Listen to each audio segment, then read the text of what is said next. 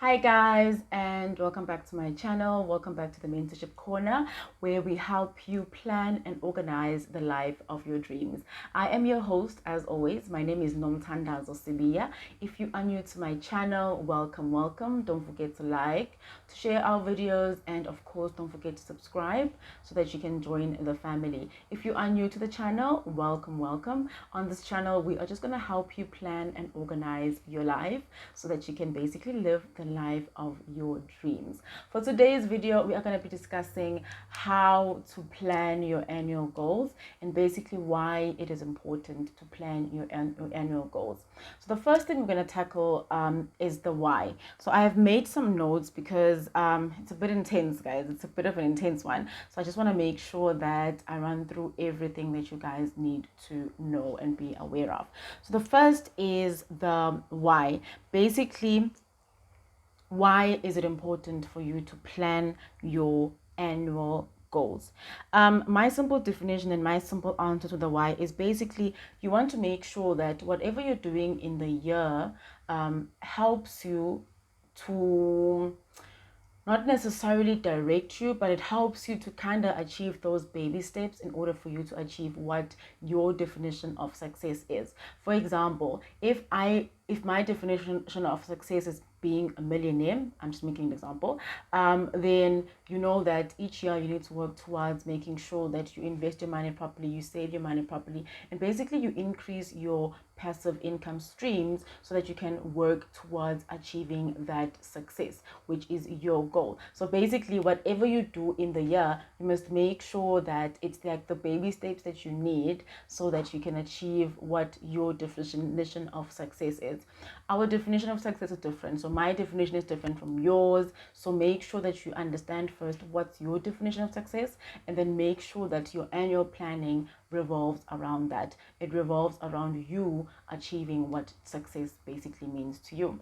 So with that said, there are 8 important areas of your life which you need to focus on. So the reason why I'm outlining them is because sometimes what happens is we'll have a goal in the year. Let's say my goal this year is to get let's say a new car. So then I'm gonna work around just getting the new car, and I'll neglect all the other spheres and all the other areas of my life. Then the year's gonna end. I've only achieved one goal. All my other goals have been neglected, and obviously they haven't been achieved. So that's why I have broken it down into 8 main areas of your life. So I'm going to run through it just now. So the first one is health. So you want to make sure that you have a goal set for your health. It could be your diet, gym, basically your holistic health. Maybe it could be just taking your chronic medication on time this year, and taking it accordingly and going for your annual checks. That's a goal that you can set for your health. The second one is wealth. Wealth is all about finances. So you want to make sure you set a goal around your finances. What do you want to achieve this year in your finances? The third one is yourself. So it's self. So you want to make sure you set goals around your self-growth, self-improvement, self-development. And don't forget to reward yourself, guys, because we work so hard. Sometimes we forget to even reward ourselves. So make sure you set goals for yourself. And then there's spirituality. Spirituality means different things to different people. For me, it just means when I'm at peace within, but when I'm at peace with my soul and I'm at peace with everything that's around me. For different people, it means maybe going to church every week, or attending that church event, or attending that concert, or whatever. It all depends on you, really. So make sure you set some goals for your spirituality. The next one is fun and recreation. We work so hard that we forget that we need to take a break, take a breather, go for that weekend away, and just relax and chill and have fun and be happy. That's one of the things that makes us happy. So do your hobbies, follow your heart, follow your passion, and just do stuff that's fun for you and for your family and for your friends. And then the next one is career and business. This is a very big one because, especially, I feel like because I'm in my 20s, this is very big for me because I want to make sure that I channel everything around that in terms of building those strong and those appropriate foundations that I need to start building the my success ladder basically. So make sure that you also set goals for your career and your business. If you've got a business, then focus on your business. If you've got a career, then focus on your career. The next one is relationships. So under relationships, I'm not just speaking about love life. So your relationship with your family, your relationship with your neighbor, your relationship with your friends, your relationship with your work colleagues, your love life. Make sure you set goals around that and basically figure out what it is that you want to do specifically in that area of your life.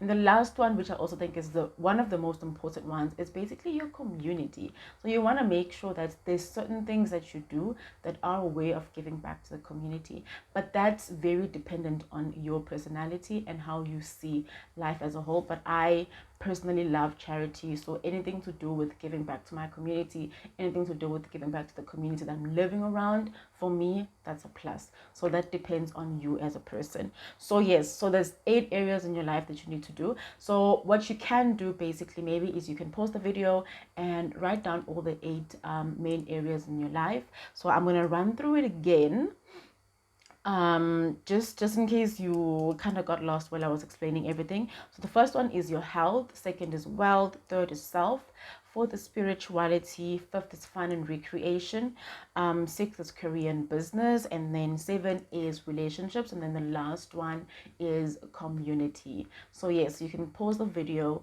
and go write down all those 8 key areas or 8 main areas of your life so that you can start setting goals around those.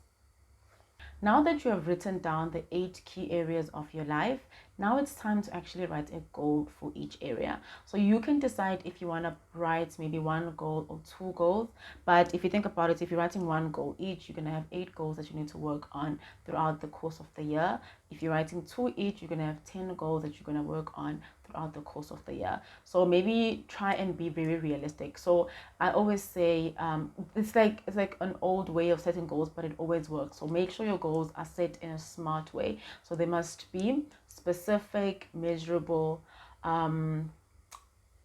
smart, accurate, sorry, artists for relevant, and there must be a time frame attached to it. So make sure that whatever you're setting, it's something that's going to be achievable, for you, and it's something that you're going to be able to achieve during the course of the year.